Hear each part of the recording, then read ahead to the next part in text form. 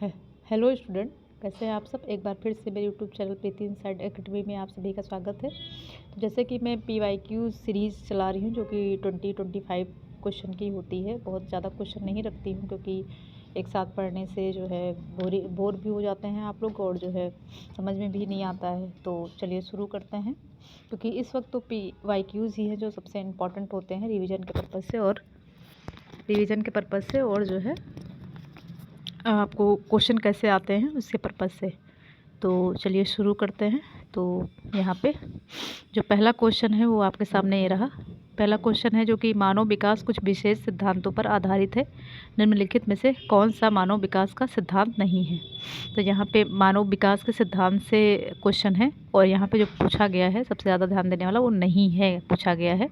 तो option A है सामान्य से विशिष्ट, ऑप्शन बी है प्रतिवर्ती, ऑप्शन सी है निरंतरता, ऑप्शन डी है अनुक्रमिकता। तो यहाँ पे कौन सा नहीं है आपको बताना है, ठीक है। तो यहाँ पे जो आपका आंसर हुआ और जो कि पूछा गया है नहीं है, तो यहाँ पे प्रतिवर्ती नहीं है, ठीक है, और नहीं ही पूछा गया है। तो यहाँ पे प्रतिवर्ती ऑप्शन बी होगा आपका। बाकी सामान्य से विशिष्ट, निरंतरता और अनुक्रमिकता ये सभी ऑप्शन होंगे, ठीक है। ये देखिए यहाँ भी आंसर बी ही दे रखा है। थोड़ा सा जुकाम है तो उसको आप इग्नोर करिएगा। क्वेश्चन नंबर 2 कह रहा है कि निःशक्त बच्चों के लिए समेकित शिक्षा की केंद्रीय प्रायोजित योजना का उद्देश्य है में निःशक्त बच्चों को शैक्षिक अवसर उपलब्ध कराना। तो यहाँ पे निःशक्त बच्चों से रिलेटेड क्वेश्चन है जो कि समेकित कक्षा मतलब इंक्लूसिव एजुकेशन या समावेशी शिक्षा की बात की जा रही है, ठीक है। तो ऑप्शन ए है मुक्त विद्यालयों, ऑप्शन बी है ब्लाइंड रिलीफ एसोसिएशन के विद्यालयों, ऑप्शन सी है नियमित विद्यालयों या ऑप्शन डी है आपका विशेष विद्यालयों। तो यहाँ जो ऑप्शन होगा वो होगा आपका सी, जो कि नियमित विद्यालयों की बात की गई है। इसलिए कि निःशक्त बच्चों के लिए समेकित शिक्षा की केंद्रीय प्रायोजित योजना का उद्देश्य है ना। तो यही उद्देश्य है कि सभी, चाहे वो सामान्य बालक हों और चाहे वो विशिष्ट बालक हों, एक साथ ही बैठकर शिक्षा ग्रहण करें, है ना। शैक्षिक और अवसर जो है उनको समान रूप से प्राप्त कराया जाए उनकी क्षमता अनुसार, ठीक है। तो यहाँ पे आपका ऑप्शन जो है सी हो जाएगा। ये देखें यहाँ भी आंसर आपका सी ही है। भैया अगर हम बात करें क्वेश्चन नंबर 3 की, जो कि आपके सामने ये रहा। क्वेश्चन नंबर 3 कह रहा है कि निम्नलिखित में से कौन सा कथन सीखने के बारे में सही है। तो यहाँ पे सीखने के बारे में सही है, इसकी बात की गई है। तो ऑप्शन ए है सीखने के किसी भी चरण पर सीखना संवेगात्मक कारकों से प्रभावित नहीं होता है, क्या ऐसा है। ऑप्शन बी है सीखना मूल रूप से मानसिक क्रिया है, क्या ऐसा सही है। या ऑप्शन सी है आपका बच्चों द्वारा की गई त्रुटियां या संकेत करती हैं कि किसी तरह का सीखना नहीं हुआ है। या ऑप्शन डी है आपका सीखना उस वातावरण में प्रभावी होता है जो संवेगात्मक रूप से सकारात्मक हो और शिक्षार्थियों को संतुष्ट करने वाला हो। तो यहाँ पे क्वेश्चन क्या है कि निम्नलिखित में से कौन सा कथन सीखने के बारे में सही है।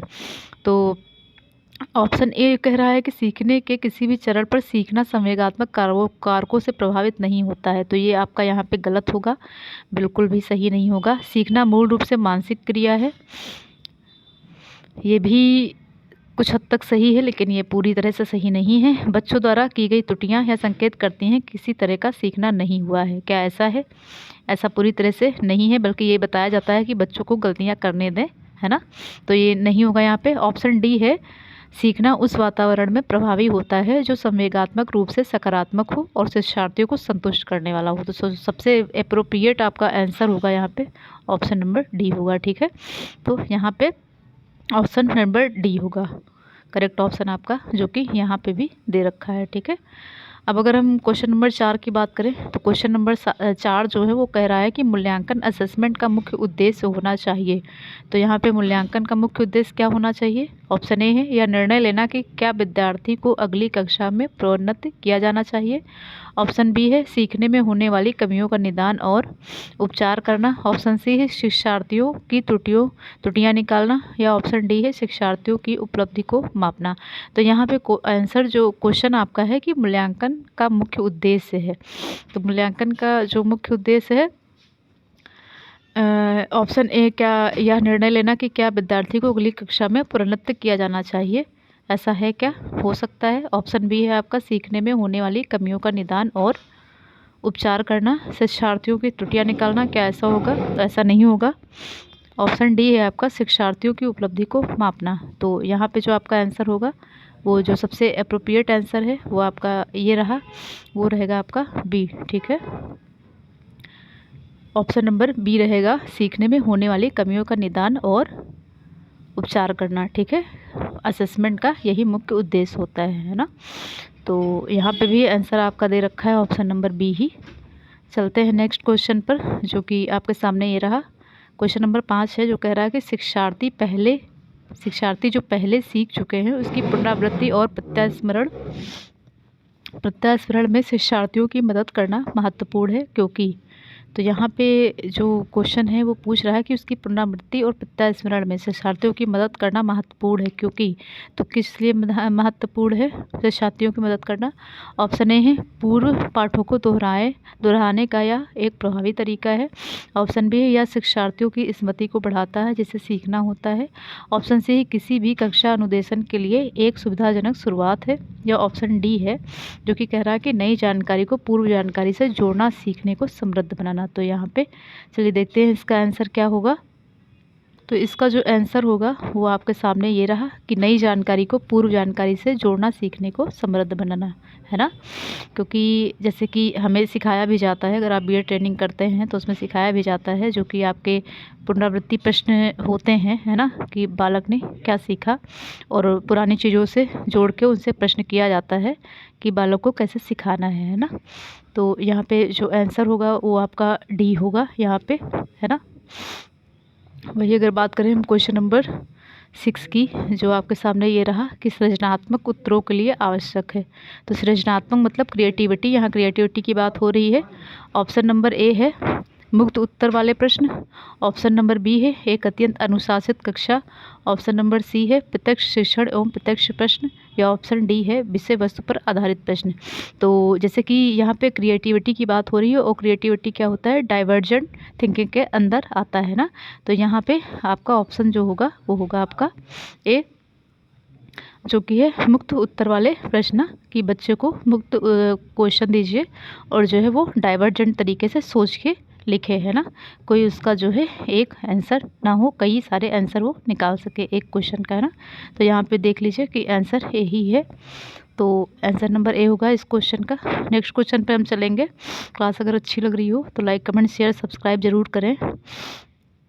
और इस समय रिवीजन का ही समय है, तो रिवीजन ज़्यादा से ज़्यादा करें और क्वेश्चन ज़्यादा से ज़्यादा सॉल्व करें, जिससे आपको हेल्प मिलेगी। ठीक है, तो क्वेश्चन नंबर 7 है, शिक्षार्थियों को के लिए प्रोत्साहित नहीं करना चाहिए। तो किसके लिए प्रोत्साहित नहीं करना चाहिए? ऑप्शन ए है अधिक से अधिक पाठ सहगामी क्रियाओं में हिस्सा लें। क्या इसके लिए प्रोत्साहित नहीं करना चाहिए? यहाँ पे पूछा गया है नहीं पे ज़रूर ध्यान दीजिएगा, वरना क्वेश्चन गलत हो जाते हैं। क्वेश्चन नंबर बी है, जो कि कह रहा है कि शिक्षक को पूछ सकते हैं उन सभी प्रश्नों के उत्तर याद करने। क्या ऐसा है? ऑप्शन सी है कक्षा के अंदर और बाहर अधिक से अधिक प्रश्न पूछने। या ऑप्शन डी है समूह कार्य में दूसरे शिक्षार्थियों के साथ सक्रिय रूप से अंतर क्रिया करने के लिए। तो यहाँ पे राइट आंसर क्या होगा? तो जो आपका राइट आंसर होने वाला है वो है आपका ऑप्शन नंबर बी। ठीक है, शिक्षक जो पूछ सकते हैं उन सभी प्रश्नों के उत्तर याद करने, है ना। तो ऑप्शन नंबर बी यहाँ पे आपका राइट आंसर हो जाएगा। ये देखिए यहाँ पे भी दे रखा है। वही अगर हम नेक्स्ट क्वेश्चन पे चलेंगे, जो कि कह रहा है क्वेश्चन नंबर 8 है, निम्नलिखित में से कौन सा रचनात्मक आकलन फॉर्मेटिव असेसमेंट की बात हो रही है यहाँ पे के लिए उचित उपकरण नहीं है। फिर से आपका नहीं आ गया, है ना। तो ऑप्शन ए है सत्र परीक्षा। ऑप्शन सी है दत्तकार यानी कि असाइनमेंट। ऑप्शन बी है प्रश्नोत्तरी और खेल। ऑप्शन डी है मौखिक। तो यहाँ पे कौन सा नहीं होगा वही पूछा गया है, जो कि आपके सामने ऑप्शन ए रहा, ये सत्र परीक्षा। सत्र परीक्षा किसके अंतर्गत आता है यह हमें आप बताएंगे। तो इसका जो आंसर होगा वो ए होगा। क्वेश्चन नंबर 9 है, जो कि कह रहा है कि विद्यार्थियों के सीखने में जो रुकावटें रह जाती हैं उनके निदान के बाद होना चाहिए। तो क्या होना चाहिए? ऑप्शन ए है सभी पाठों को व्यवस्थित रूप से दोहराना। ऑप्शन बी है शिक्षार्थियों और अभिभावकों को उपलब्धि के बारे में बताना, कैसा होगा। ऑप्शन सी है समुचित उपचारात्मक कार्य, या ऑप्शन डी है सघन अभ्यास कार्य। तो इसका आंसर क्या होगा आपके सामने? आप बताइए इसका आंसर क्या होगा। तो इसका आंसर जो होगा वो होगा आपका ऑप्शन नंबर सी, है ना, समुचित उपचारात्मक कार्य। ठीक है, यहाँ पे भी आंसर नंबर सी ही है आपका। क्वेश्चन नंबर 10 है जो आपके सामने ये है, और ये कह रहा है कि भारतीय समाज की बहुभाषिक विशेषता को देखा जाना चाहिए। तो यहाँ पे भारतीय समाज की बहुभाषिक विशेषता की बात की गई है, तो कैसे देखा जाना चाहिए? आइए इसके ऑप्शन पे चलते हैं। ऑप्शन नंबर ए है विद्यार्थियों को सीखने के लिए अभिप्रेरित करने हेतु शिक्षक योग्यता की चुनौती के रूप में, या ऑप्शन बी है शिक्षार्थियों के लिए विद्यालयी जीवन को एक जटिल अनुभव के रूप में बनाने के लिए कारक के रूप में, या ऑप्शन सी है शिक्षण अधिगम प्रक्रिया में बाधा के रूप में, या ऑप्शन डी है विद्यालयी जीवन को समृद्ध बनाने के संसाधन के रूप में। तो किसके रूप में देखा जाना चाहिए? तो जैसे कि यहाँ पे आंसर आपका जो सबसे राइट है वो और सबसे अप्रोप्रिएट आंसर है जो कि आपका है, ये रहा option number D. Option number D है जो कि कह रहा है कि विद्यालयी जीवन को समृद्ध बनाने के संसाधन के रूप में, है ना। ऑप्शन नंबर डी है क्वेश्चन, ऑप्शन नंबर डी यहाँ पे भी मेंशन है। देखिए आप, क्वेश्चन नंबर 11 है जो कि कह रहा है कि अभिप्रेरणा के सिद्धांतों के अनुसार एक शिक्षक के द्वारा सीखने को संवर्धित कर सकता है। तो यहाँ पे अभिप्रेरणा के सिद्धांतों की बात की जा रही है। तो ऑप्शन ए है विद्यार्थियों से वास्तविक अपेक्षाएं रखने, ऑप्शन बी है अपेक्षाओं का एक रूप स्तर रखने, ऑप्शन सी है विद्यार्थियों से किसी प्रकार की अपेक्षाएं न रखने, या ऑप्शन डी है विद्यार्थियों से बहुत उच्च अपेक्षाएं रखने। तो यहाँ पे अभिप्रेरणा के सिद्धांतों की बात हो रही है। तो देखते हैं इसका आंसर। इसका जो आंसर होगा वो होगा विद्यार्थियों से वास्तविक अपेक्षाएं रखने, है ना। तो यहाँ पे भी दे रखा है, इसका आंसर ए होगा। ठीक है, तो नेक्स्ट क्वेश्चन पे हम चलेंगे। क्वेश्चन नंबर 12 जो कि कह रहा है कि विकास शुरू होता है। तो विकास कैसे शुरू होता है बताएं आप। ऑप्शन ए है उत्तर बाल्यावस्था, ऑप्शन बी है प्रसव पूर्व अवस्था से, ऑप्शन सी है शैशवावस्था से, या ऑप्शन डी है पूर्व बाल्यावस्था से। तो आप बताइए कि कब से शुरू होता है। तो जैसे कि आपको पता है कि विकास जो है प्रसव पूर्व अवस्था से शुरू हो जाता है ना, जन्म से लेकर मृत्यु तक यह चलता रहता है। ठीक है, जीवन पर्यंत और निरंतर चलता रहता है। तो यहाँ पे भी आंसर इसका बी ही दिया गया है। और क्वेश्चन नंबर 13 है जो कि कह रहा है कि बहुविध बुद्धि सिद्धांत के अनुसार सभी प्रकार के पशुओं, खनिजों और पेड़ पौधों को पहचानने और वर्गीकृत करने की योग्यता कहलाती है। तो क्या कहलाती है? यहाँ पे बहुविध बुद्धि सिद्धांत के अनुसार सभी प्रकार के पशुओं, खनिजों और पेड़ पौधों को पहचानने और वर्गीकृत करने की योग्यता। तो यहाँ पे जो क्वेश्चन है आप समझ गए होंगे कि किसकी बात हो रही है। तो ऑप्शन ए है तार्किक गणितीय बुद्धि, ऑप्शन बी है प्राकृतिक बुद्धि, ऑप्शन सी है भाषिक बुद्धि, या ऑप्शन डी है स्थानिक बुद्धि। तो आप बताइए कि यहाँ पे कौन सा आंसर होगा इसका। तो यहाँ पे जो आंसर होगा वो होगा आपका प्राकृतिक बुद्धि, ऑप्शन नंबर बी। और ये बताइए कि किसकी बात की जा रही है यहाँ पे, और बहुबुद्धि सिद्धांत जो है किसने दिया था, ये आप बताएंगे। ठीक है, कमेंट करके आप बताइएगा। यहाँ पे आंसर बी ही होगा। तो क्वेश्चन नंबर 14 है जो कि ये कह रहा है कि अधिकांश व्यक्तियों की बुद्धि औसत होती है। बहुत एक कम लोग प्रतिभा संपन्न होते हैं और बहुत कम व्यक्ति मंद बुद्धि होते हैं। यह कथन के प्रतिस्थापित सिद्धांत पर आधारित है। तो ऑप्शन ए है बुद्धि और जाति विभिन्नताओं, ऑप्शन बी है बुद्धि के वितरण, ऑप्शन सी है बुद्धि की वृद्धि, और ऑप्शन डी है बुद्धि और लैंगिक विभिन्नताएं। तो यहाँ पे जो बात हो रही है वो हो रही है आपके IQ लेवल की बात की जा रही है। ठीक, इसका आंसर होगा, तो यहाँ पे कौन सा आंसर होगा? आंसर होगा ऑप्शन ए बुद्धि और जाति विभिन्नताएं। ठीक है, तो यहाँ पे आपका आंसर ए हो जाएगा, है ना, जो कि यहाँ पे भी दे रखा है। नेक्स्ट क्वेश्चन पे चलेंगे हम। नेक्स्ट क्वेश्चन कह रहा है कि जो कि 15 है, सहयोगी अधिगम में अधिक उम्र के प्रवीण विद्यार्थी छोटे और कम निपुण विद्यार्थियों की मदद करते हैं। इससे ऑप्शन ए है गहन प्रतियोगिता होती है, ऑप्शन बी है उच्च नैतिक विकास होता है, ऑप्शन सी है समूह में द्वंद्व होता है, ऑप्शन डी है उच्च उपलब्धि और आत्मसम्मान विकसित होता है। तो यहाँ पे बात हो रही है कि सहयोगी अधिगम में अधिक उम्र के प्रवीण विद्यार्थी छोटे और कम निपुण विद्यार्थियों की मदद करते हैं। तो इससे क्या होता है? तो आंसर जैसे कि आपने देख ही लिया तो यहाँ पे जो आंसर होगा वो डी होगा आपका। पहले ही आ गया वो सामने। तो इससे क्या होता है कि उच्च उपलब्धि और आत्मसम्मान विकसित होता है ना। तो सहयोगी अधिगम की बात की गई थी उस क्वेश्चन में। क्वेश्चन नंबर 16 है जो कि आपके सामने है। वो कह रहा है कि जब पूर्व का अधिगम नई स्थितियों के सीखने को बिल्कुल प्रभावित नहीं करता है तो यह कहलाता है। तो यहाँ पे जो क्वेश्चन है वो आप जो है ट्रांसफ़र ऑफ लर्निंग से आया हुआ है और कह रहा है ट्रांसफ़र ऑफ लर्निंग की क्लास मैंने डिटेल नहीं कराई है आपको, क्योंकि अभी समय नहीं था बिल्कुल, तो मैं करा दूँगी आने वाले समय में। लेकिन अभी के लिए तो आप क्वेश्चन देख लीजिए कि क्या क्या है और कैसे आते हैं। तो क्वेश्चन नंबर 16 है जो कि कह रहा है कि जब पूर्व का अधिगम नई स्थितियों के सीखने को बिल्कुल प्रभावित नहीं करता है, ठीक है, यहाँ पे नहीं करता है, इसको ध्यान दीजिएगा, तो यह कहलाता है। तो ऑप्शन ए है यहाँ पे आपका अधिगम का शून्य स्थानांतरण, ऑप्शन बी है अधिगम का निरपेक्ष स्थानांतरण, ऑप्शन सी है अधिगम का सकारात्मक स्थानांतरण, या ऑप्शन डी है अधिगम का नकारात्मक स्थानांतरण। जो यहाँ पे ऑप्शन इसका आंसर होगा, तो जैसे कि यहाँ पे प्रभावित नहीं करता है पूछा गया, तो ऑप्शन ए होगा इसका आंसर, जो कि कह रहा है कि अधिगम का शून्य स्थानांतरण, ठीक है। तो यहाँ पे मैं थोड़ा सा आपको समझा दे रही हूँ कि ट्रांसफ़र ऑफ लर्निंग क्या होती है। तो जैसे कि मैंने साइकिल सीखी और उससे मुझे जो है बाइक सीखने में मदद मिली, ठीक है। तो जैसे कि पूर्व अधिगम का नई स्थितियों के सीखने में प्रभावित मतलब प्रभाव डालना है ना, उसको प्रभावित करना, तो उसे हम सकारात्मक कहेंगे। और जो है नकारात्मक क्या कहेंगे, जैसे कि बिल्कुल प्रभाव नहीं डाल रहा है या जो है मतलब उसका उल्टा रिएक्ट कर रहा है, तो नकारात्मक होगा। और शून्य होगा कि जो है यहाँ पे जब पूर्व का अधिगम नई स्थितियों को सीखने को बिल्कुल प्रभावित नहीं करता, तो यहाँ पे शून्य स्थानांतरण हो जाएगा, ठीक है। सकारात्मक स्थानांतरण क्या होगा कि साइकिल सीखी और वो मुझे मतलब साइकिल सीखने से मुझे बाइक में सीखने में मदद मिली, तो यहाँ पे सकारात्मक हो जाएगा, ठीक है।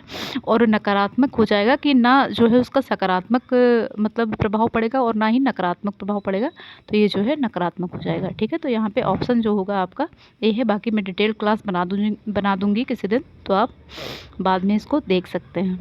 बाकी मैंने आपको समझा ही दिया है उदाहरण के थ्रू कि कैसे क्या होगा, तो एग्जाम्पल से मैंने आपको समझा दिया है। तो ट्रांसफ़र ऑफ लर्निंग यही होता है, ठीक है।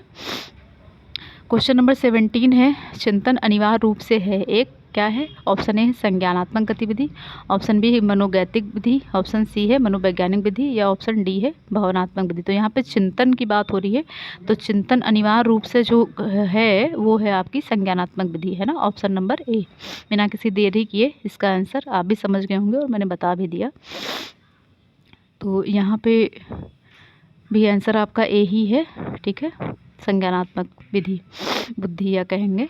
और क्वेश्चन नंबर 18 है जो कि कह रहा है कि एक बाल केंद्रित कक्षा में बच्चे सामान्यतः सीखते हैं, कैसे सीखते हैं। ऑप्शन ए है व्यक्तिगत और सामूहिक दोनों रूपों में, ऑप्शन बी है मुख्य रूप से शिक्षक से, ऑप्शन सी है व्यक्तिगत रूप में, या ऑप्शन डी है समूहों में। तो यहाँ पे बाल केंद्रित शिक्षा की बात हो रही है। तो यहाँ पे बाल केंद्रित शिक्षा की बात हो रही है, जो कि हमारी जो वर्तमान शिक्षा है वो बाल केंद्रित ही है ना। तो यहाँ पे जो आंसर होगा वो होगा व्यक्तिगत रूप से, ठीक है, ऑप्शन नंबर सी, है ना। वहीं अगर हम बात करें, यहाँ पे भी देखिए क्वेश्चन नंबर सी ही दे रखा है। वहीं अगर हम बात करें कि क्वेश्चन नंबर 19 है जो कि कह रहा है कि पियाजे के अधिगम के संज्ञानात्मक सिद्धांत के अनुसार वह प्रक्रिया जिसके द्वारा संशोधित किया जाता है संज्ञानात्मक संरचना कहलाता है, क्या कहलाता है। ऑप्शन ए है प्रत्यक्षण, ऑप्शन बी है समायोजन, ऑप्शन सी है समावेशन, ऑप्शन डी है स्कीमा। तो यहाँ पे बात हो रही है कि वह प्रक्रिया जिसके द्वारा संशोधित किया जाता है ना। तो कि इसका जो आंसर होगा वो आपका होगा ऑप्शन नंबर डी स्कीमा। तो आप बताइएगा, मैंने डिटेल क्लास इसकी करा रखी है कि स्कीमा किसे कहते हैं, और स्कीमा से जीन पियाजे ने क्या बताया था ना, स्कीमा का अर्थ उन्होंने क्या बताया था, स्कीमा से तात्पर्य क्या है, ये आप मुझे कमेंट करके बताएंगे, ठीक है। यहाँ पे भी आंसर डी ही दे रखा है आपका। वही अगर मैं क्वेश्चन नंबर 20 की बात करूँ जो कि आपके सामने ये रहा। क्वेश्चन नंबर 20 कह रहा है कि एक शिक्षिका अपने शिक्षार्थियों की सदैव इस रूप में सहायता करती है कि वे एक विषय क्षेत्र से प्राप्त ज्ञान को दूसरे विषय क्षेत्रों के ज्ञान के साथ जोड़ सकें, इससे को बढ़ावा मिलता है। तो जैसे कि मैंने बताया ना कि एक विषय से दूसरे विषय में सहायता या ज्ञान, है ना, विषय क्षेत्रों के ज्ञान के साथ जोड़ सके। तो इसके ऑप्शन देखते हैं। ऑप्शन ए है पुनर्बलन, ऑप्शन बी है ज्ञान के सह संबंध एवं अंतरण, ऑप्शन सी है व्यक्ति विभिन्नताओं या ऑप्शन डी है शिक्षार्थी स्वायत्तता। तो इसका आंसर क्या होगा? तो इसका जो आंसर होगा वो आपका होगा बी, ठीक है, ज्ञान के सहसंबंध एवं अंतरण। ठीक है, तो यहाँ पे भी देखिए ऑप्शन नंबर बी ही दे रखा है ना। तो इतने ही क्वेश्चन थे जो कराने थे। तो अगर क्लास अच्छी लगी हो तो लाइक कमेंट शेयर सब्सक्राइब करिएगा और मिलते हैं एक नई क्लास के साथ। तब तक के लिए अपना ध्यान रखिए और अगर आपको कुछ डिटेल में जानना हो तो अभी बता दीजिए कि कौन सी क्लास है जो आपको नहीं समझ में आई है या आपको समझा देनी चाहिए। वैसे तो मैंने बहुत सारी क्लासेस करा दी हैं, लेकिन फिर भी आपको अगर कोई ज़रूरी होगी जो कि अभी आपको लगता हो कि हाँ बहुत इंपॉर्टेंट है। वैसे तो मैंने जितनी इंपॉर्टेंट थी मैंने करा दी हैं, चाहे वो NEP 2020 हो, चाहे NCF हो, चाहे आपका राइट टू एजुकेशन हो। लेकिन अगर आपको फिर भी लगता है कि कुछ इंपॉर्टेंट है जो मिस हो गया है मुझसे, तो आप कमेंट करके बताइएगा। और मिलते हैं एक नई क्लास के साथ। तब तक अपना ख्याल रखिए और पढ़ाई निरंतर जारी रखिए। Bye bye.